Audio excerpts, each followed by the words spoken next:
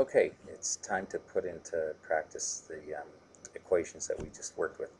So what we're going to do is, because it's going to play in periods 1 and 2, and I've got 4 C's, 3 U1s, and 3 UPs spread out through those classes. So what I'm going to do is I'm going to do a question from each of the texts.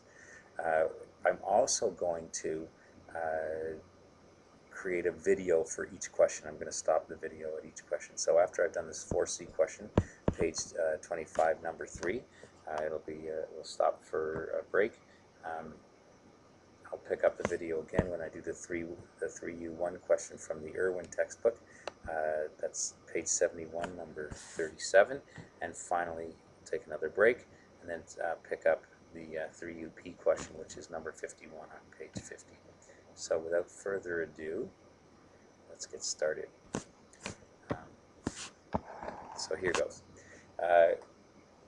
We're being asked to calculate the average acceleration in each of the following cases. So one, I've got a sprinter starting from rest, reaches a maximum velocity of 11 meters per second forward in 4.8 seconds. So first thing we should always do when we're doing these questions is establish which direction is going to be our positive direction. So let's just say that forward is positive. So that's to start. Then I can follow the grasp method. So the information that I'm given that V1 starts from rest, so V1 is 0 meters per second. V2 is 11 meters per second forward, but since I said that is our positive direction, it's just 11 meters per second. And finally, delta t, the time interval, is 4.8 seconds. Nice. And we're being asked to find the acceleration. So that's our givens and required. The approach I'm going to use, the basic definition of acceleration is delta v over delta t, but I'll use v2 minus v1. That's over delta t.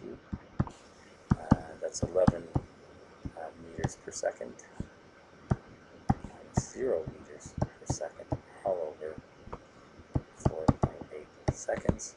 Should be a value of 2.29 meters per second squared. So that's our substitute default. So that's our grasp.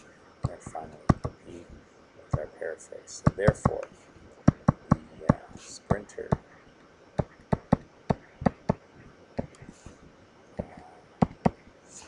average acceleration is 2.3 meters per second squared in the forward direction. So it's a positive value. The sprinter is speeding up in that direction. Let's reduce the space that goes out for the solution to B.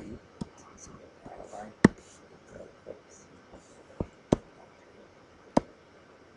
Let me just move this up.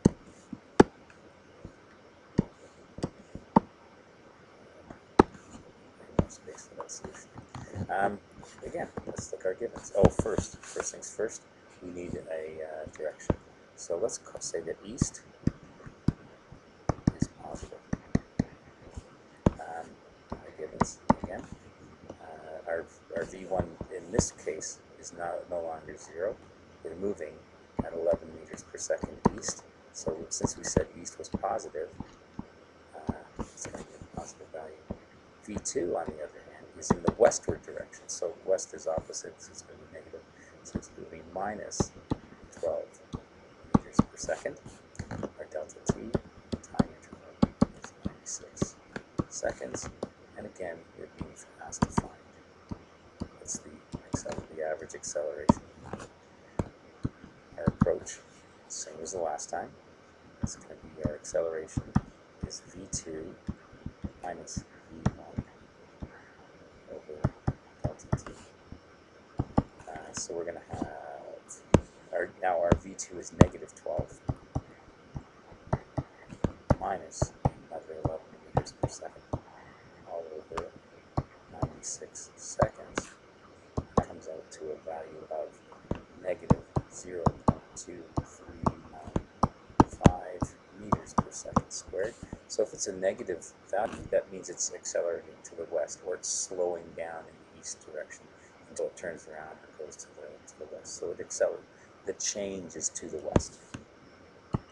That's our substitute section. Now our paraphrase. Therefore, the average acceleration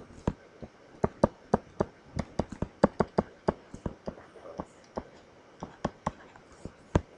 truck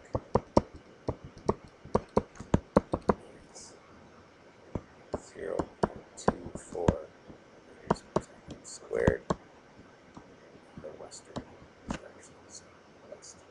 So that's the solution to the 4C question. I'll stop, and the next video will be 3-1 solution.